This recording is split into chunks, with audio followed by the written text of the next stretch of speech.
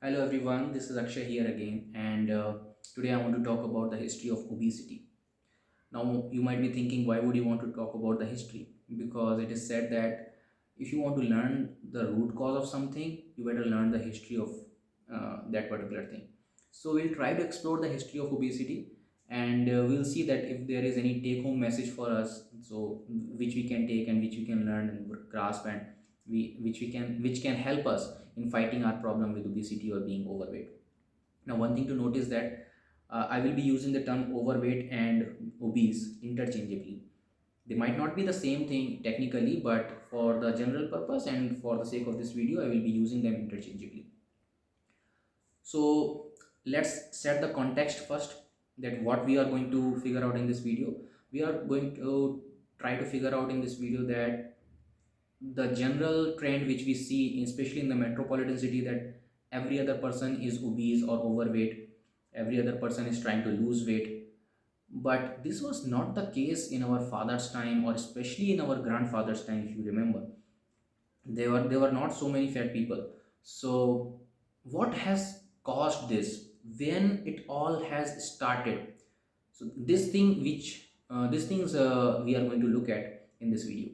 So the question number one, when it all has started? It all started in 1950s. Now the question comes, why in 1950? What happened in that time? So one very important thing happened that time, that women started going out of the home and they started working in industries. Why in that time? Two reasons: because there was sufficient industrial advancement, because before industrial era and sufficient industrial without sufficient industrial advancement, men were more equipped to work out, because it was labor intensive work, a lot of physical work was required. And this was one reason. Another reason is that, if you remember our GK book or history book, World War II started in 1939 and it was ended on 1945. So during these 6 long years, every man of that country was at war, either directly by being a soldier or indirectly by helping the soldiers. So there was no one who to run the economy of the country. At that time, women came as a savior. They started going out in the companies, in the factories, and they started running the whole companies and the factories, and the whole economy of the country women were running, because men were at war. So this continued during the world war. World war ended in 1945, but this trend did not end. Women keep on going to industry, because they thought, we can work as much as a man. Why to sit at home? Now a man can also go out, a woman can also go out, the income can go double, the lifestyle can be better. So this trend continued.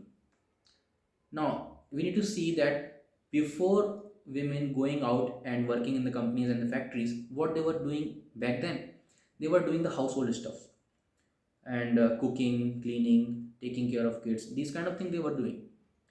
Now when they are also going and working as equal as a man, so who were doing this household stuff? Either they both have to do, and or they both have to cut on something. So what is the most time consuming thing in the household stuffs? Cooking. You need to do it 3 times a day. So that, of course, there were other things, but we will not focus on them. We'll For the sake of this video, we'll focus only on this particular thing, cooking. So they stopped cooking at home, or at least the cooking at home was reduced. They started eating out, because if they are not cooking at home, somewhere they have to eat. They need to eat 3 times a day. So there was a lot of demand that people can eat outside. There was a lot of demand of food joints, so that they can buy the food and on the go they can eat while they are going to office. And also there somehow slowly the demand picked up of ready-made food, so that people can just buy from supermarket some packaged stuff, and they can come home and they can just heat it and the food is ready. So a lot of these kind of things emerged. And now the company had to produce these things, and if they are producing something fresh and keeping in the shelf, then the chances are that those things will go stale. They will not no longer be useful. So somehow they have to increase the shelf life. So what companies did, they started producing refined stuffs. The refined meaning, uh, these stuffs were devoid of many nutrients, minerals and vitamins, which are usually responsible of food going stale. So they started stripping off these vitamins and minerals from the food. Now this refined food was kept in the shelf, and its shelf life was way much longer than earlier. Also, to make the food tasty, they started adding more and more fat in that food, so that people, of course, there is a competition. Lot of companies are producing same kind of stuff. Then, who will buy your stuff, or who will buy uh, what kind of food they will want to buy? Because obviously, it should taste good if they are buying from outside. So they started adding a lot of fat. Now people used to eat this kind of thing, and within 20 years, towards the late 1970s, they started gaining fat. Now the companies came up with a not the company scientists came up with a study that nowadays people are eating too much fat. That is why they are gaining fat. Now in the hindsight, we know that this was just a half truth, but that it was the research done that time. So now companies has to cut down on the fat, because everyone was concerned of uh, gaining weight and looking overweight. So companies started to cut down on the fat. Now, as I just told, that fat was the thing which was making the food tasty.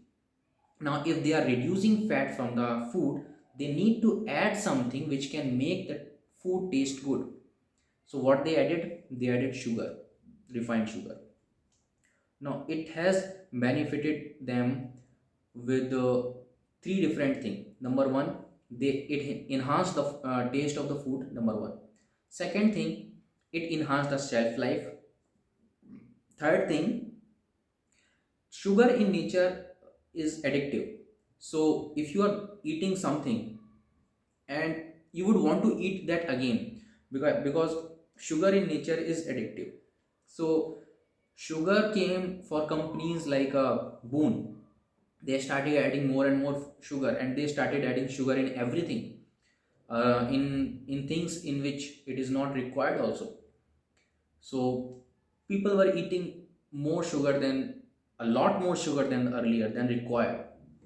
So this trend continued, and in India also it came with the opening of the market in 1990s, when the multinational companies came in India, and this trend also started in India also. So this was the history of obesity. Now you know that two things mainly. Number one, eating out. When people started eating out refined stuff and sugary stuff, and things which are devoid of nutrients, things which are having a long shelf life, they do not serve. They might be serving your hunger, but they do not serve your body. So this was the one thing, eating out and junk food, fried food, all this kind of things. Second thing is, they were not as physically active as they used to be earlier. Reasons were simple. Number one, they were not doing the household stuffs earlier they used to do. And the second thing, with the advancement of the technologies like cars, motorbikes, and industries also getting more and more sophisticated, so that people has to work less, and things going automate. I mean, industries were trying to do automate things, so people has to work less.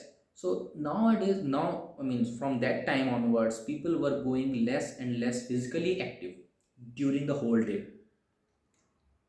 So these are two main reasons, that less physical activities and eating out, not eating home cooked food, not eating whole food, eating more of refined food, junk food, this kind of food, and less physical activity made them gain weight. Now there is one more hidden aspect of that, that when people were working a lot, men and women both, they were having less time for entertainment.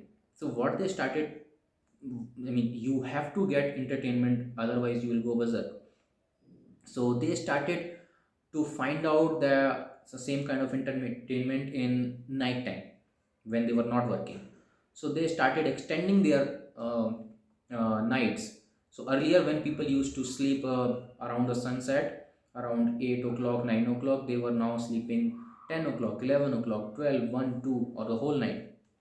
So this made them people cut from their natural rhythm. It has disaligned them from nature.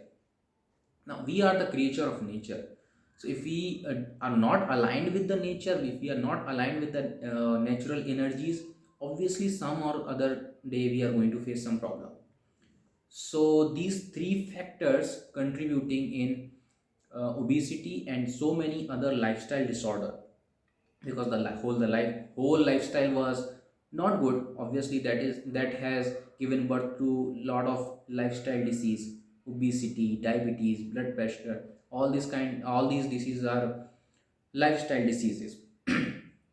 So this was the history of obesity. So what is the take home message with this whole history?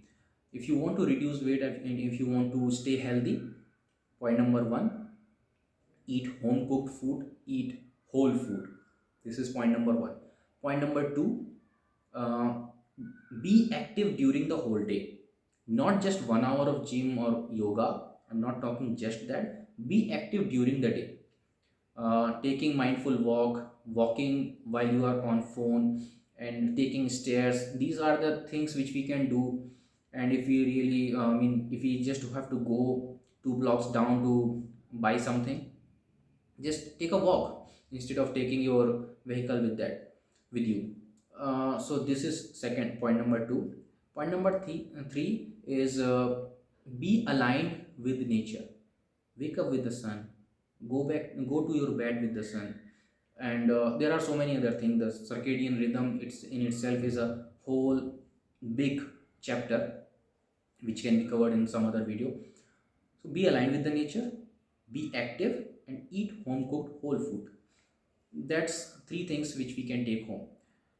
Hope let me know how did you like the video, and if there is any question, if there is any doubt or any other thing, if you have, just please let me know. I will be very happy to answer that.